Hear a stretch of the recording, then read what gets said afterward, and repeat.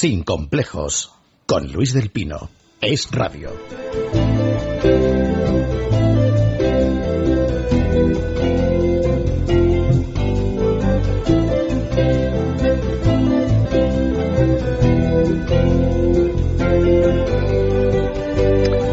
Don Gorka Maneiro, muy buenos días.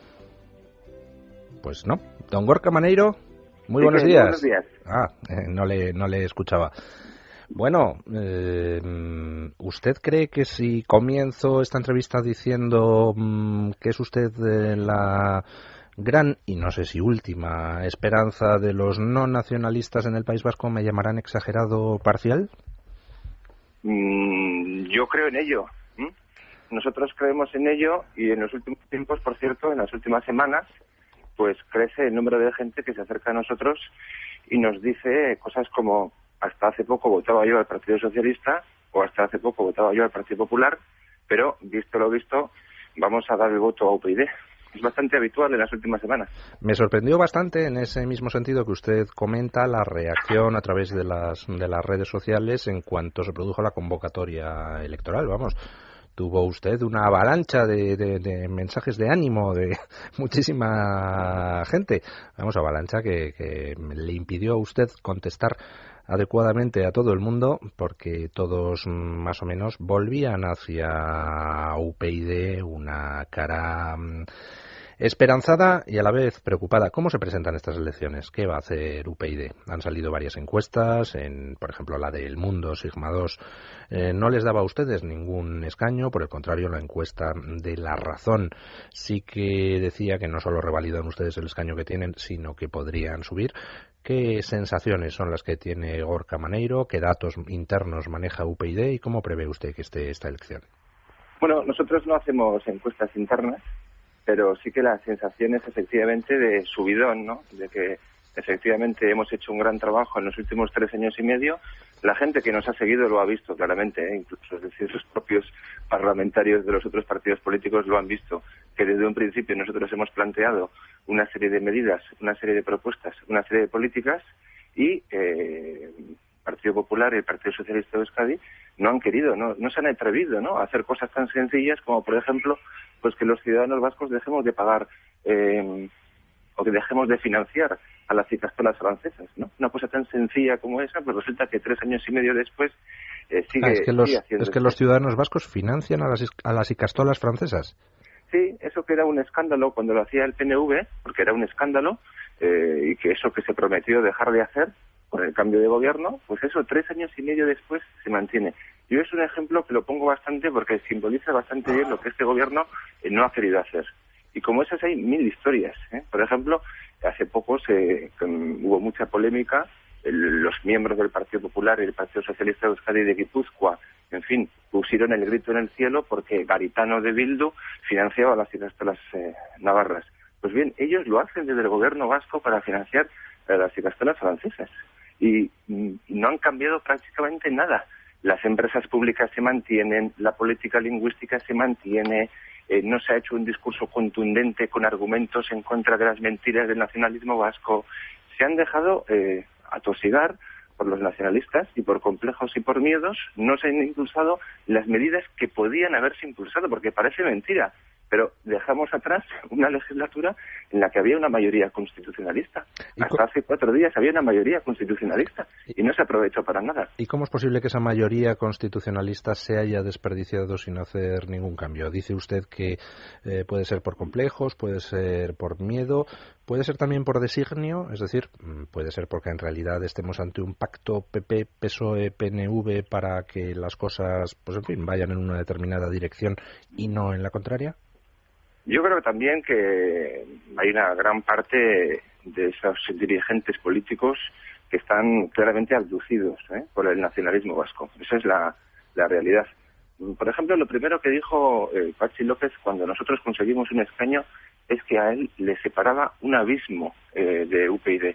Sin embargo, en las últimas semanas, en fin, han mostrado guiños permanentes hacia una formación política como Aralar, y no descarte incluso pues que en los próximos años pueda pactar con Bildu. Esa es la contradicción evidente.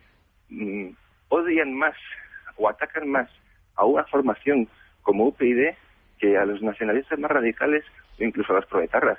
Es una cosa curiosísima. Bueno, le advierto que no es una cosa que suceda solo en el País Vasco. A mí, de los gestos así gráficos que más me ha impresionado últimamente, pues es precisamente la displicencia, el desprecio con el que Rajoy en el Parlamento Nacional ha contestado en numerosas ocasiones a Rosa Díez, desprecio y displicencia que tampoco le he visto mostrar, ni siquiera con el grupo de Amaiur que hay en el Parlamento Nacional.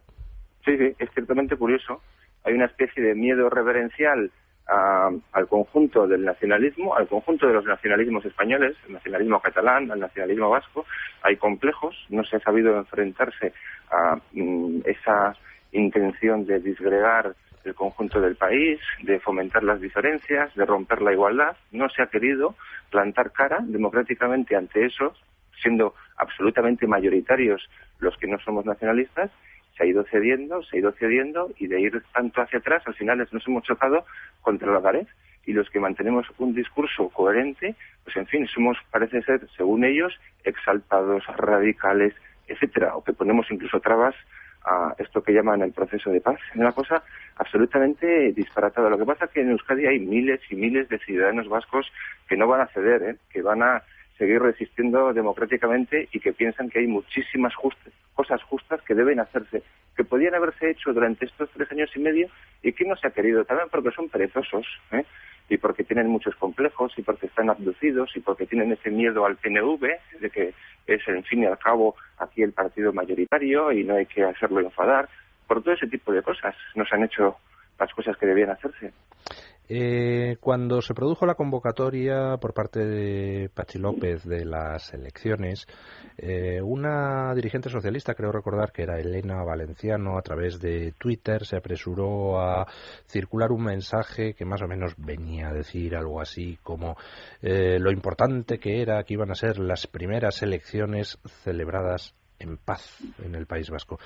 ¿Realmente hay paz en el País Vasco? Porque yo veo las noticias en los últimos días y veo que ha reaparecido la Kale Borroka al hilo de esa campaña en pro del etarra Bolinaga. He visto también que hace unos días en Oquendo era volado un repetidor de Vodafone con una bomba de fabricación casera. ¿Realmente hay paz en el País Vasco? No, en todo caso lo que falta es libertad. Tenemos una banda terrorista que está ahí, que está vigilante, que está a la espera de acontecimientos, que está observando qué es lo que hacen los partidos políticos y en función de eso tomar las decisiones que consideren oportunas, ¿no? La violencia terrorista ha sido sobre todo una violencia ejercida para condicionar políticamente a la sociedad vasca. Y esto es importante decirlo, es decir, la sociedad vasca actual no sería la misma si no hubiera soportado durante 30 años la violencia de ETA. Por lo tanto, ha cambiado el panorama político, y no solamente ha cambiado el panorama político, sino que ha hecho que muchos que eran constitucionalistas se han ido dejando arrastrar por ese nacionalismo, como explicaba antes, y se han ido acomplejando, abduciendo, y por miedo también, porque está detrás esa gente, no plantear algunas cosas que son de sentido común. O sea, sigue habiendo miedo en la gente en el País Vasco. Sí, claro. Sí, no se puede hablar de determinadas cosas en público, ¿no? Por ejemplo, ayer coincidimos con una marcha en San Sebastián de varios miles de personas a favor de los presos. Pues bien, yo me tuve que alejar de esa manifestación. Cuando me enteré por dónde iba, pues una serie de personas con las que yo iba y yo mismo tuvimos que irnos de ahí, porque era peligroso. Eso es un ejemplo sencillo. Hay que conseguir que en Euskadi la gente tenga capacidad de pensar y hablar libremente. Y para conseguir eso, lo primero que hay que hacer es hablar libremente. No reivindicarlo solo como un hecho teórico, sino practicarlo todos los días. Es la única manera de que efectivamente salgamos del armario los que somos constitucionalistas, los que no somos nacionalistas vascos. Tenemos que hablar y hacerlo sin miedo. Algunos nos insultarán, pero hay miles de ciudadanos vascos que están de acuerdo. Esa es la manera de romper las barreras que han levantado durante tantos años los nacionalismos, y aquí en concreto el nacionalismo vasco. Desde fuera del País Vasco hay una sensación, yo diría que de derrotismo, en el sentido de que parece que, bueno, pues allí Bildu va a arrasar, será primera o segunda fuerza política, y que como consecuencia pues se abre una etapa enormemente peligrosa en el País Vasco, con un control mayoritario por parte de Bildu, PNV del Parlamento, o con una estrategia más a medio plazo que pasaría por un acuerdo entre PNV y PSOE, utilizando a Bildu como coartada, ¿no? ¿Realmente la situación de futuro es tan mala como se percibe desde fuera? Bueno, yo, como suelo decir, la pregunta que debemos responder no es qué va a pasar, sino qué podemos hacer, ¿eh? Y en esas estamos. Hombre, en parte es lógico que haya cierto derrotismo, ¿no? Tanto fuera de Euskadi como dentro de Euskadi. Por ejemplo, resulta que los donostiarras estamos gobernados por Bildu, ¿no? Resulta que los guipuzcoanos estamos gobernados por Bildu. O sea, es decir, 30 años después y 800 asesinatos después, pues resulta que hay una mayoría, o hay muchísimos miles de ciudadanos donostiarras y guipuzcoanos que deciden votar a Bildu. Y según las encuestas, pues va a haber miles y miles de ciudadanos vascos que van a votar a Bildu. Ante esta situación absolutamente disparatada, impropia de un país democrático, la gente, pues lógicamente, tiene cierta sensación de derrota, de amargura, de tristeza, de pena. Hay gente que sigue queriendo seguir del País Vasco, ¿eh? En los últimos tiempos, y como consecuencia de que Bildu puede conseguir un gran resultado, es decir, por asco incluso, aunque no sea por miedo directamente, hay gente que se quiere ir. Pero hay que dar la vuelta a esa situación, y eso es lo que nosotros queremos hacer. Hay que plantar cara a esta gente, hay que hablar claro, hay que decir las cosas como son, y hay que hablar sin miedo. Esa es la única manera. Si lo conseguimos, si conseguimos que la gente se movilice, se ilusione, yo creo que vamos a parar los pies, estamos seguros, vamos a parar los pies a esta gente, a los que sobre todo no son demócratas, nunca lo han sido y siguen sin serlo. ¿Cómo valora usted la decisión del gobierno de concesión del tercer grado a Bolinaga, que posteriormente pues ha tenido como consecuencia la concesión de la libertad condicional por parte del juez de Castro, aunque bueno, por el momento eso no se ha materializado en la salida de Bolinaga de la cárcel porque está pendiente de recurso de la Fiscalía? ¿A qué cree que puede deberse esa actitud del gobierno de Rajoy, que choca frontalmente con lo que el Partido Popular llevaba en su programa y con los deseos de sus propios electores? Pues parece que hay algo detrás, ¿no?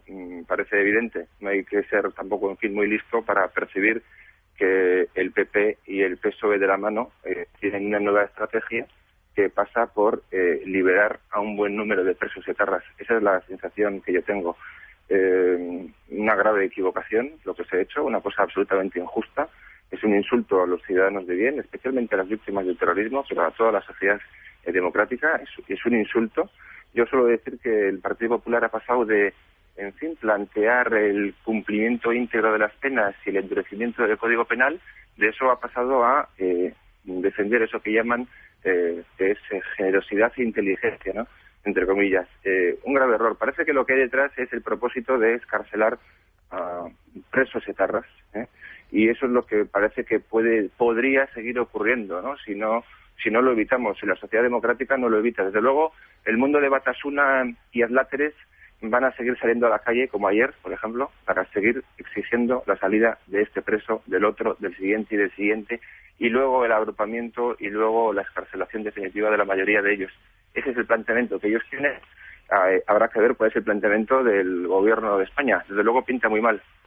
Y pues una última pregunta, don Gorka. Hablaba usted de que, bueno, hay que hacer una apelación a que los ciudadanos vascos se movilicen precisamente por la importancia de estas elecciones. ¿Confía usted en que UPyD logre movilizar a ese electorado no nacionalista, pues que en estos momentos está enormemente desencantado, enormemente disgustado, enormemente deprimido y enormemente desesperanzado? ¿Tienen ustedes la fuerza territorial allí en el País Vasco como para conseguir esa movilización del electorado de cara a estas elecciones autonómicas? Hemos trabajado para ello y estamos ilusionados en ello. Creemos que puede ser posible. Estamos convencidos de que vamos a crecer el número de votos, de que vamos a ampliar nuestra representación y sobre todo lo que queremos es que la gente observe qué partido político ha sido coherente durante estos 3 años y medio, quién se ha negado a plegarse a los postulados típicos y clásicos del nacionalismo vasco y quién, por lo tanto, puede representar mejor pues la defensa del constitucionalismo.